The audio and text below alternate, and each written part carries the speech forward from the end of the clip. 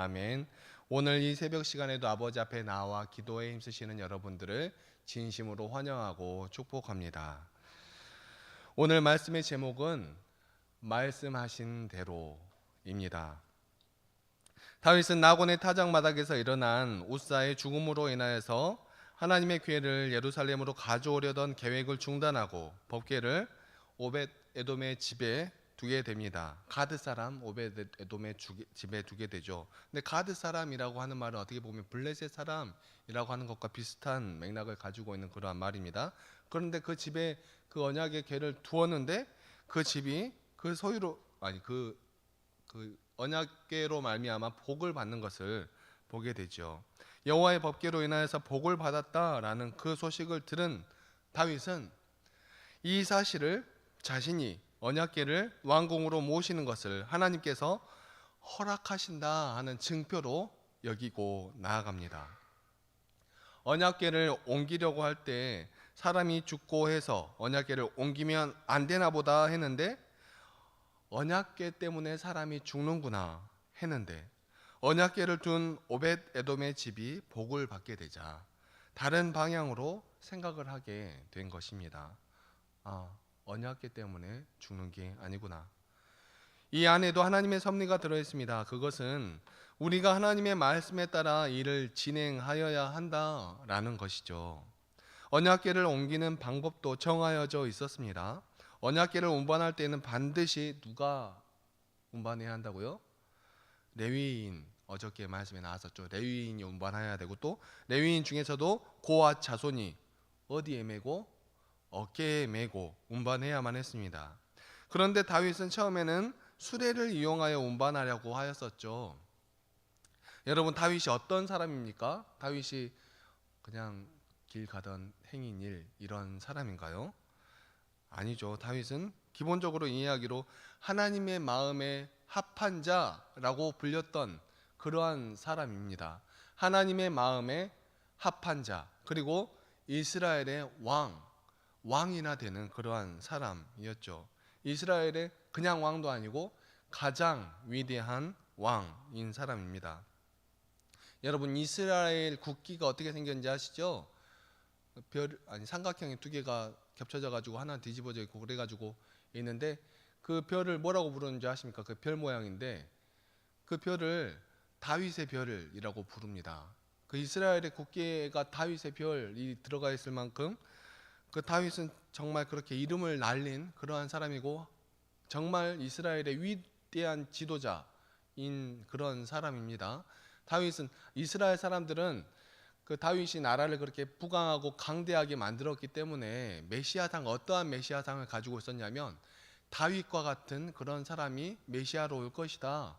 나라를 강하게 만들고 그렇게 견고하게 만들고 이렇게 하나님의 뜻대로 아름답게 다스리는 정말 통치의 왕, 정말 아름다운 힘 있는 그러한 왕, 그런 다윗이 와서 정말 우리를 구원하여 줄 것이다 라고 하는 메시아 상을 가지고 있을 정도로 다윗은 그런 사람입니다. 그런데 그런 다윗입니다. 그런 다윗이 실수를 해요. 실수. 그런데 다윗의 그런 실수는 종교적으로 혼란스러웠던 당시의 상황에서 언약궤 운반에 관한 율법을 제대로 몰랐기 때문일 것이다 라는 것이 학자들의 일반적인 견해입니다. 그리고 그 이전에 블레셋 사람들이 언약궤를 반환할 때를 염두에 두기도 하였을 것입니다. 그 사람들이 언약궤를 옮길 때 수레에 끌고 옮기잖아요. 그래서 그렇게 하면 될 것 같기도 하고, 또 예나 지금이나 물건을 옮길 때 어떻게 옮깁니까? 보통 우리는 어떻게 옮기나요? 먼 거리 갈 때 여러분들이 다 어깨에 짊어지고 가시나요? 무거운 짐들은 다 트럭에 싣고 가기도 하고, 작은 짐은 승용차에 싣고 가고, 차가 없을 때에는 수레에 리어카에 끌고 가기도 하고 그렇게 가는 거죠. 어떻게 보면 그 시대에 있었던 당연한 어떠한 물건을 옮기는 그러한 모습이었던 것이죠. 그 모습대로 다윗도 처음에는 그러한 방법대로 시도를 합니다. 하지만 다윗의 이런 선한 의도와 하나님에 대한 열심에도 불구하고 1차 언약궤 운동 시도는 실패로 돌아가고 맙니다. 하나님의 언약궤를 모시고자 하는 것은 분명히 누구 때문에 그런가요? 누구를 위한 마음? 누구와 함께하고 싶은 마음? 하나님의 언약궤를 옮기는 것은 다윗의 어떠한 마음 때문에 이렇게 하였던 것인가요? 내가 이제 왕이 되었어. 그러니까 하나님의 언약궤는 없어도 돼. 이렇게 하고 살아갔나요, 다윗이? 아니죠. 다윗은 왕이 되었음에도 불구하고 그 하나님과 함께하고자 하는 그러한 마음. 물론 다윗이 이 언약궤가 있어야지만 하나님께서 함께 하신다라고 그렇게 생각한 것은 아닙니다. 다윗은 이 언약궤가 없을 때에도 사울에게 쫓기는 그러한 상황 가운데에도 힘든 상황 가운데 하나님께 묻고 하나님의 말씀을 따르기 위해 노력했던 그러한 사람입니다. 그러한 사람이 이 다윗인데, 이 다윗은 하나님의 궤, 하나님의 말씀으로 상징이 되는, 하나님의 임재로 상징이 되는 이 언약궤가 정말 자신과 함께 있었으면 좋겠다, 그렇게 생각을 한 것이죠. 정말 하나님께서 그렇게 소중하였기 때문에 이 하나님의 언약궤를 그대로 둘 수 없었던 것입니다. 그랬기 때문에 하나님의 언약궤를 옮기려고 하였는데 이것이 틀어진 것이죠. 그러면 누가 하나님의 일을 하겠다고 나서겠습니까? 그러나 우리는 말씀을 통하여 분명히 깨달아야 하는 것입니다. 내 마음대로 하면 되는 것이 아니구나. 내 생각대로 하면 되는 것이 아니구나. 하나님의 뜻대로 해야 하는 것이구나. 우리의 믿음의 경주도 어찌 보면 이 언약궤를 옮기는 것과 같습니다. 우리는 하나님의 법으로 인하여 분명히 은혜를 받습니다. 하나님의 말씀을 따라 살아갈 때에 하나님께서는 분명히 차고 넘치는 은혜를 부어 주십니다. 이 땅에서는 감당하지 못할 은혜를 부어 주시죠. 그러나 하나님의 법을 알고도 하나님의 법을 온전히 따르지 않으면서 삶을 살아가고 행한다면 하나님의 법에서 말한 바 벌을 받게 되는 것입니다. 하나님의 법은 우리에게 복이 되는 것이 아니라 심판으로 다가올 수도 있다는 점을 우리는 분명히 인지해야만 하는 것입니다. 그러면 어디 두려워서 살겠습니까? 차라리 안 믿고 말지. 이렇게 생각하시는 분들도 있을까요? 이스라엘 백성들이 어떠하였나요? 애굽 땅에서 출애굽할 때 그 당시에 이스라엘 백성들은 정말 모세가 광야로 이끌어내잖아요.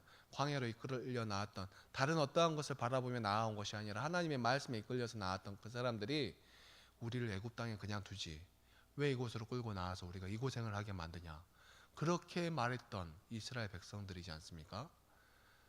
하나님의 말씀을 따르지 않고 살아가게 된다면, 하나님의 법을 알고 있는 사람들이 하나님의 법을 따르지 않고 살아가게 된다면 우리도 힘든 상황 가운데 있을 수 있는데, 그러면 차라리 안 믿고 말지 하게 된다면 우리를 그냥 애굽 땅에 두지 왜 데리고 나왔습니까?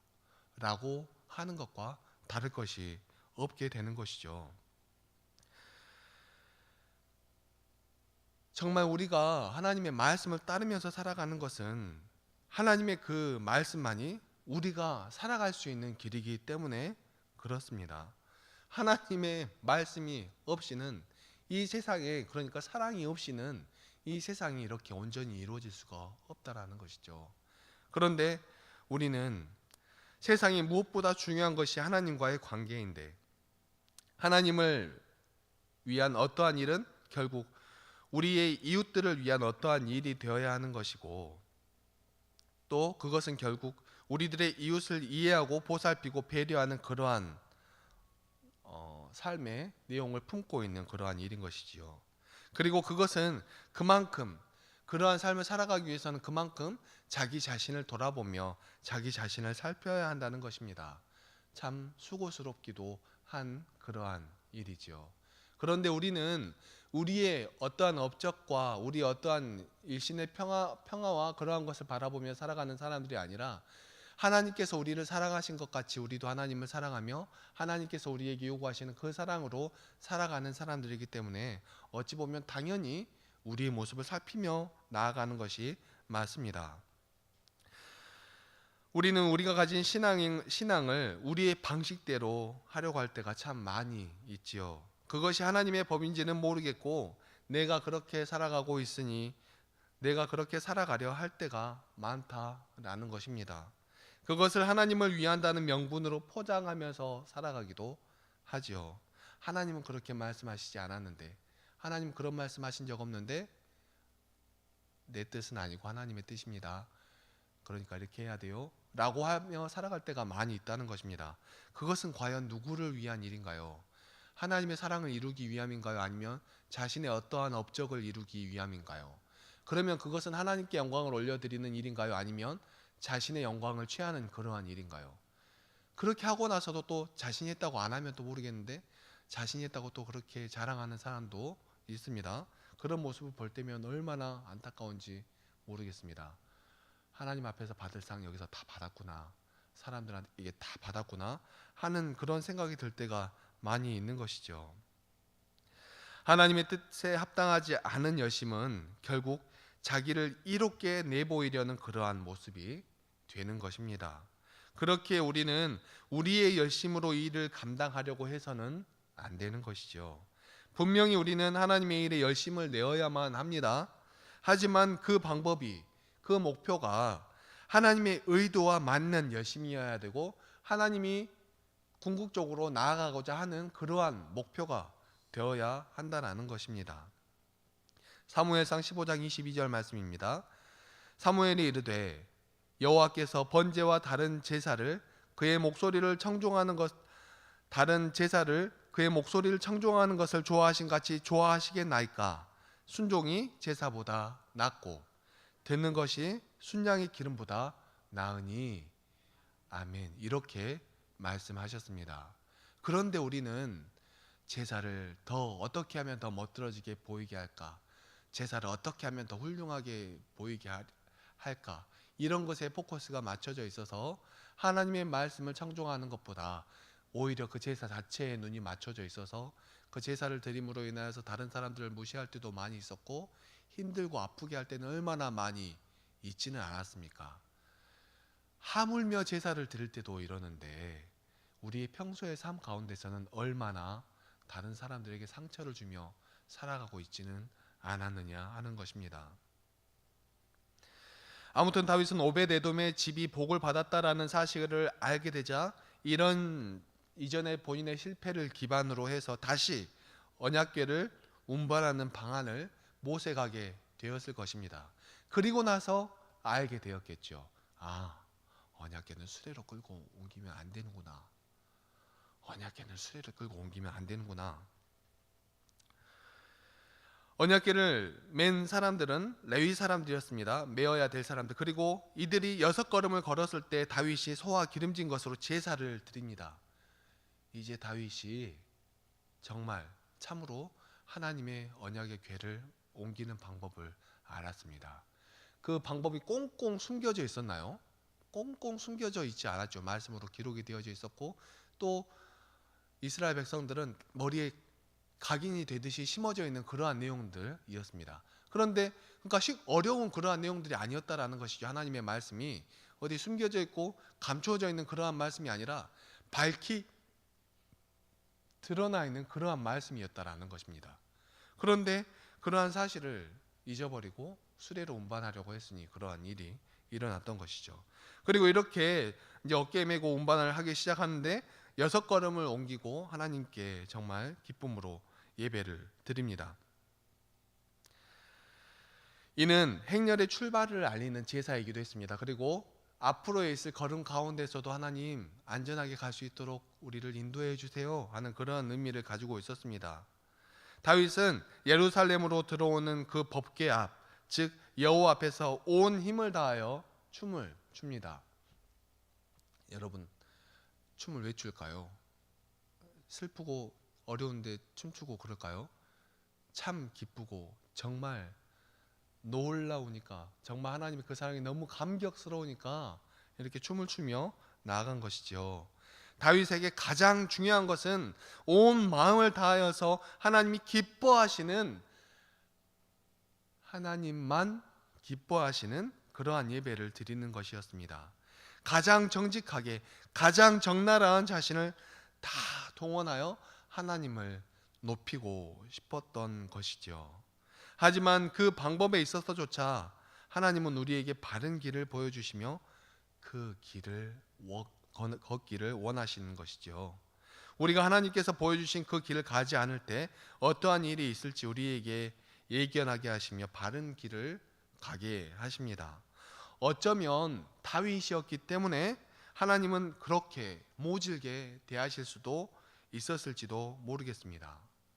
만약에 믿음이 약한 그러한 사람에게 정말 그러한 사건이 일어났다면 하나님을 위하여서 언약궤를 옮기려고 하는데 사람이 죽고 그런 일이 일어났다고 하면은 정말 하나님 믿기 참 힘드네 이러면서 그냥 뭐 거기 두지 뭐 하나님 어디 가시겠어?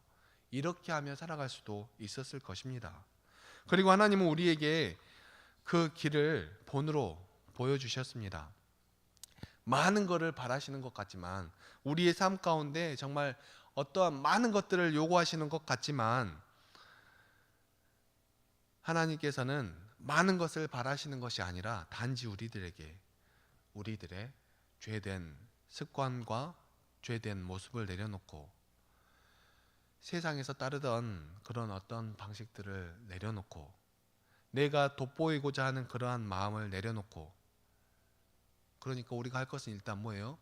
우리의 생각을 뭐하고 내려놓고 하나님의 말씀을 우리 손에 우리 마음에 들고 가면 되는 것입니다. 여러분 어려운가요? 근데 이게 어려워요.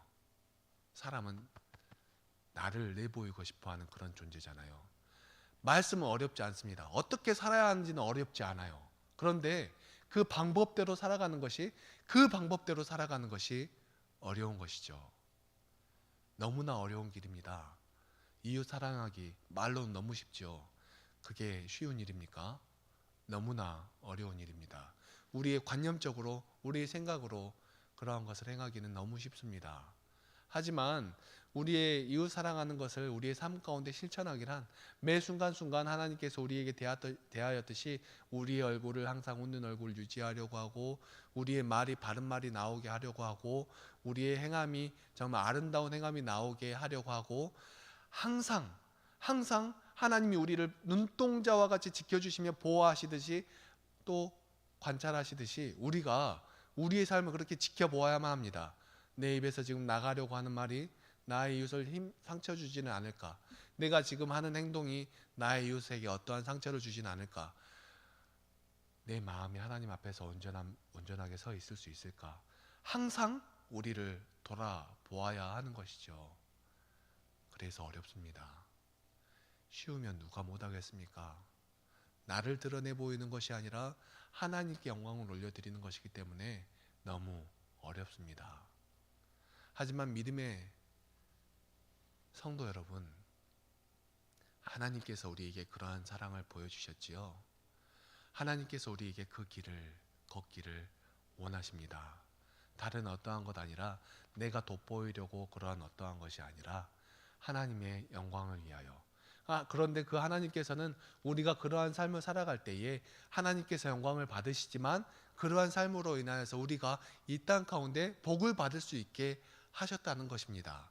우리가 이웃들에게 그렇게 선하게 대할 때에 그것으로 뒤통수 치는 사람들도 있지만 그것보다 더 많은 사람들이 우리의 그 사랑으로 인하여서 우리에게 감복하고 감동하고 그로 인하여서 예수 그리스도 앞에 나올 수 있도록 만드는 것이 또 우리의 그러한 삶이라는 것이죠. 그러니 믿음의 그리스도인 여러분, 우리가 다른 어떠한 것 바라보며 나아가는 것이 아니라 우리의 열심과 우리의 생각하는 대로 나아가는 것이 아니라 주님 말씀하신 대로 이미 다 성경에 써져 있습니다. 숨겨져 있지 않습니다. 밝히 드러나 있습니다. 말씀을 받은 우리들에게는 밝히 드러나 있습니다. 하나님께서 우리에게 말씀하신 대로 나아갈 수 있는 그 길이 어렵더라도 그 길이 험난하더라도 우리가 지켜보아야 할 것은 다른 어떠한 것이 아니라 우리의 이웃들의 어떠한 모습이 아니라 김 집사 왜 저것밖에 못하지? 이 장로 왜 저것밖에 못하지? 하는 것이 아니라 나의 모습, 하나님께서 변화되기를 원하시는 나의 모습, 나의 입술과 나의 마음과 나의 손과 발, 그러한 모든 것들이 하나님께서 원하시는 방향으로 나아갈 수 있는 귀하고 아름다운 믿음의 백성들이 다 되시기를 간절히 소망합니다. 기도하시겠습니다. 사랑과 은혜가 충만하신 하나님 아버지, 너무나 감사합니다. 오늘 이 새벽 시간에도 우리를 단잠에서 깨워주시고 하나님의 말씀을 바라보며 한 걸음씩 한 걸음씩 나아갈 수 있도록 도와주시고 인도하여 주시니 너무나 감사합니다. 하나님, 우리가 삶을 살아가면서 우리는 우리의 방식과 우리의 생활 습관대로, 우리가 그동안 세상에서 살아왔던 우리의 모습대로 우리의 뜻을 내보이려 할 때가 너무나도 많이 있었음을 고백합니다. 하나님께서는 분명히 말씀하셨는데 그 말씀하신 것은 뒤로 돌려놓고 우리의 업적을 세우기 위하여서 우리의 방법대로 나아가려 할 때가 너무나도 많이 있었음을 고백합니다. 하지만 그러한 모습 가운데 하나님은 분명히 말씀하십니다. 내 말대로 하지 않으면 죽는다. 내 말대로 하지 않으면 틀린 것이다. 우리에게 분명히 말씀을 통하여 보여주십니다. 그리고 그 말씀을 통하여 우리가 나아가야 할 길, 선하고 바른 길, 정말 흔들리지 않는 그 길 우리에게 보여주십니다. 언약궤 어깨에 메고 가는 건 너무 힘들지만 아버지, 우리가 그러한 삶을 살아갈 때 하나님께서 함께 하시는 그러한 큰 은혜와 축복이 우리의 삶 가운데 있음을 우리가 깨닫도록 하여 주시고, 우리가 우리의 삶을 살아가는 동안에 하나님의 말씀을 통하여 우리의 삶의 모습을 바라보고 우리의 마음 상태를 바라보며 아버지 앞에 흡족한 자로, 하나님의 마음에 합한 자로 나아갈 수 있는 믿음의 백성들이 다 될 수 있도록 도와주시고 인도하여 주시옵소서.